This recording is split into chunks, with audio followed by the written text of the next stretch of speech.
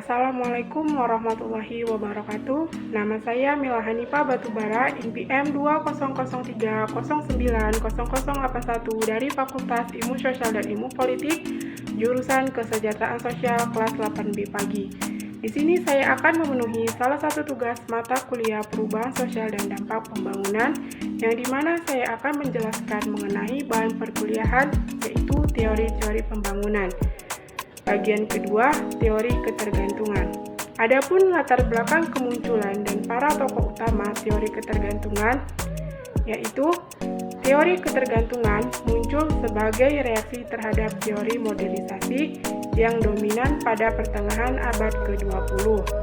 Teori modernisasi berpendapat bahwa negara-negara berkembang dapat mencapai kemajuan ekonomi dengan meniru model pembangunan barat.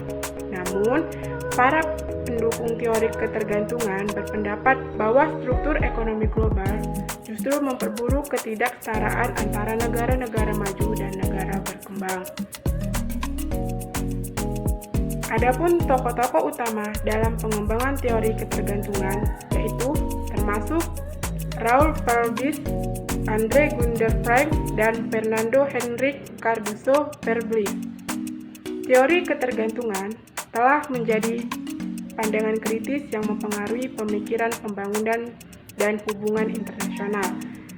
Pendekatan ini menyoroti pentingnya memahami kompleksitas hubungan ekonomi global dan dekonstruksi struktur kekuasaan yang mempengaruhi ketidakadilan dalam perdagangan internasional. Asumsi utama teori ketergantungan didasarkan pada beberapa asumsi utama.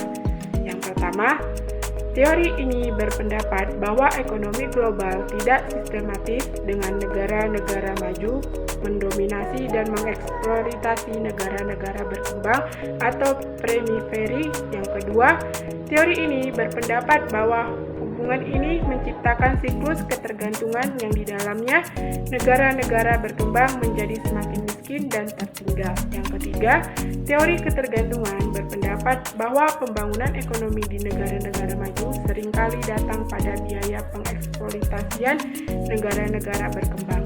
Dengan kata lain, kemajuan di satu tempat seringkali berarti kemunduran di tempat lain. Yang keempat, teori ini berpendapat bahwa perubahan dalam struktur ekonomi global diperlukan untuk memecahkan siklus ketergantungan. Teori ketergantungan menjadi dasar bagi banyak kajian tentang hubungan antar bangsa, ekonomi global, dan pembangunan.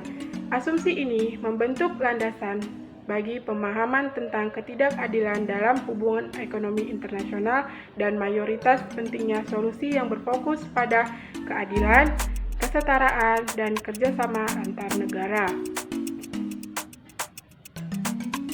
Cukup sekian presentasi dari saya, kurang dan lebihnya saya mohon maaf. Saya akhiri dengan salam. Wassalamualaikum warahmatullahi wabarakatuh.